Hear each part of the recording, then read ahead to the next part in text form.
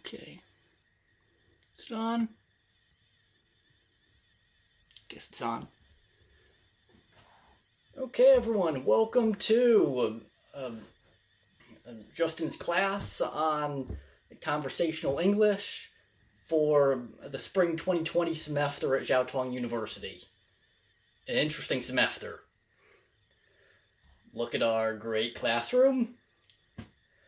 Not in Building 6 or Building 9. This is the coronavirus semester. And so we're teaching remotely. And part of that is we're doing videos that complement and review the material we've been going over in class. So, conversational English. But right now we have a one-way conversation. This is just me talking to the camera. I can't exactly have a real-time conversation with you right now. So what are we doing? We actually can still do a lot. A main focus of my class will be how to converse better.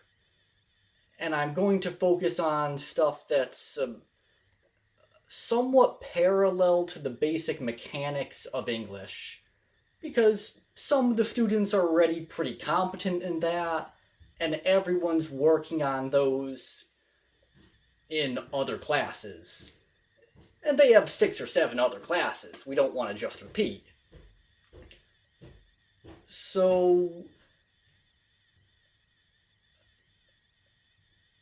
knowing how to mechanically operate a language and having something to say are technically two different things. I hope that I can help work on the having something to say aspect. And obviously we're teaching in English, mostly because my Chinese is really bad. And so we'll have to get a real lot of practice in English mechanics in the course of attempting to work on cultivating a process for getting better stuff to say in a conversation. So we'll end up working on both.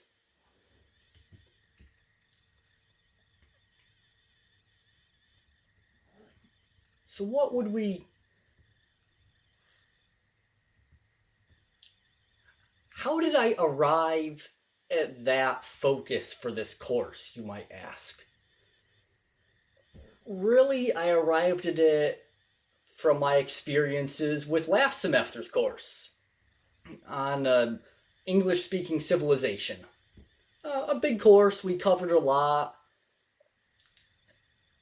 and it was somewhat uncharted territory. It was my first time teaching at the university, my first time with the students, their first time with this material. And so it was not possible to calibrate expectations. And so any objective set of expectations I might have set, we would not really know how that level matches with where the students are. And the last thing I wanted to be was the horrible professor who fails a lot of people and messes up their careers, or at least their progress through the educational system, especially as a visiting adjunct new professor teaching what is almost an elective for their major on becoming English teachers. A focus on English within education. Like, there's nothing worse in college than an elective course that you think is going to be easy, and then the professor turns it into something where I'm gonna make you do a lot of work, or I fail you and mess up your GPA when you thought this was gonna be easy. That's the worst. So I thought I took some steps to make sure that that bad case outcome definitely did not happen. On the other hand, the basic material of teaching the history of the English-speaking peoples, it's hard material. There's a lot there. A lot of big cultural concepts bound up with the history. It's necessarily hard stuff. So I don't want to unnecessarily give bad grades, but the class does involve hard material. So how did I attempt to be nice, given that situation? Long, not exactly objective answers. Just give me something. Show that you can attempt to answer the questions. Show that you learned something somewhere. Maybe you forgot the exact little fact that I'm looking for, but with open-ended answers, there's the opportunity to show that you learned something else related. And if I'm in a nice mood, which I am, partial credit. And so with the long open-ended answers, my goal was to increase opportunities for partial credit, and thereby end up grading nicely.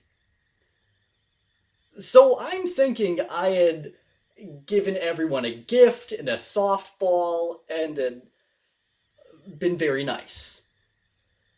That's not exactly how they felt regarding, or judging by the amount of anxiety on WeChat the night before the exam. So I send them a picture of Einstein with his quote, "Imagination is more important than knowledge, for knowledge is limited, whereas imagination embraces the entire world, stimulating process giving birth to evolution." Basically, my exam is something you can bullshit your way through. Just use your imagination, give me something. It intended to be a palliative response. No.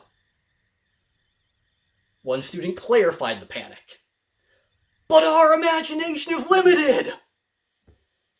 Well, if your imagination is limited, yeah, that might be a hard exam.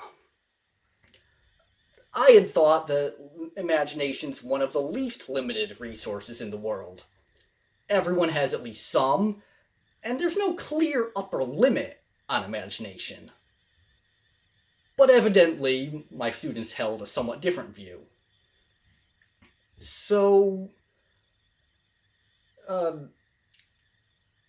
increasing imagination might be one objective that we'll hopefully accomplish in this semester's course, and the need for which became a bit apparent near the end of last semester's course.